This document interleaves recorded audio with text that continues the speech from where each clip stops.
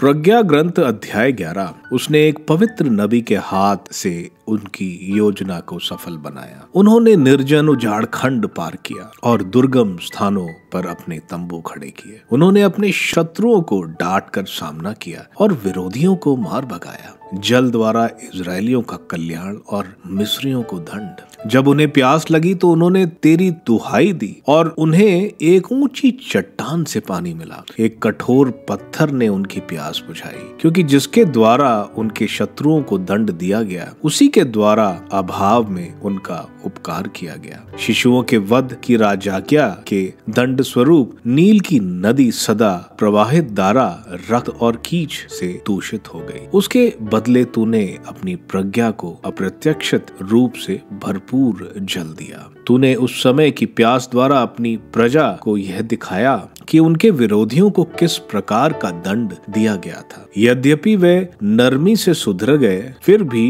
वे इस परीक्षा द्वारा अधर्मियों को घोर यंत्रणा समझ गए। जब उनको क्रोध में दंड दिया गया था, तूने अपनी प्रजा के साथ पिता का सा व्यवहार किया, जो उसकी परीक्षा लेता और चेतावनी देता है, किंतु दूसरों के सामने तूने कठोर राजा की तरह जांच करने के बाद उन्हें दंड दिया। वे तेरी प्रजा से दूर या निकट रहते समान रूप से उत्पीड़ित किए जाते थे। वे बीती घटनाओं की याद करते हुए विलाप करते थे। उन्हें दोहरा दुख भोगना पड़ा, क्योंकि जब उन्होंने सुना कि जिसके द्वारा उन्हें दंड दिया गया वही इजरायलियों के लिए कल्याण का कारण बना, तो वे समझ गए कि उसमें प्रभु का हाथ है। उन्होंने जिस व्यक्ति को पहले फिकवाया और उपहास करते हुए अस्वीकार किया था, उसने ही बाद में उन्हें आश्चर्यचकित किया, क्योंकि उनकी प्यास धर्मियों की प्यास जैसी नहीं थी। पशु पूजा के कारण मिस्रियों का दंड, उनके अधर्म के मूर्ख विचारों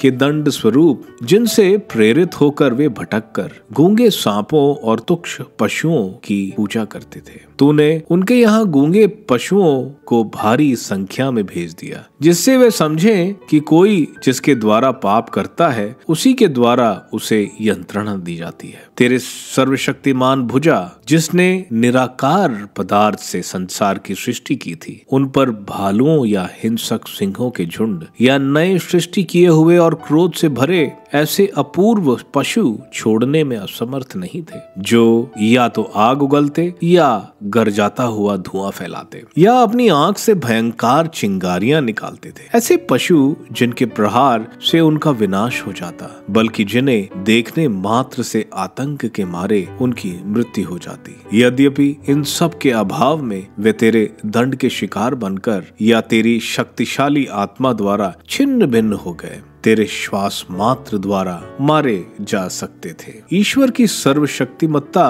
और उसका प्रेम, तेरी सर्वशक्तिमत्ता सदा तेरे पास रहती है। कौन तेरे भुजबल के सामने टिक सकता है? प्रभु, तेरी दृष्टि में समस्त संसार तराजू के पासंग के बराबर है, अथवा प्रातः काल भूमि पर गिरने वाली ओस की बूंद की तरह। तू सब पर दया करता है, क्योंकि तू सर्वशक्तिमान है। तू मनुष्य के पापों को इसलिए अनदेखा करता है कि वह पश्चाताप करे। तू सब प्राणियों को प्यार करता है और अपनी बनाई हुई किसी वस्तु से घृणा नहीं करता। यदि तुझे किसी वस्तु से घृणा हुई होती तो तूने उसे नहीं बनाया होता। यदि तू उसे नहीं चाहता तो कुछ भी अस्तित्व में नहीं बना रहता। यदि तूने उसे नहीं बुलाया होता तो कुछ भी सुरक्षित नहीं रहता। प्रभु, तू सारी सृष्टि की रक्षा करता है, क्योंकि वह तेरी है। तू सब प्राणियों को प्यार करता है।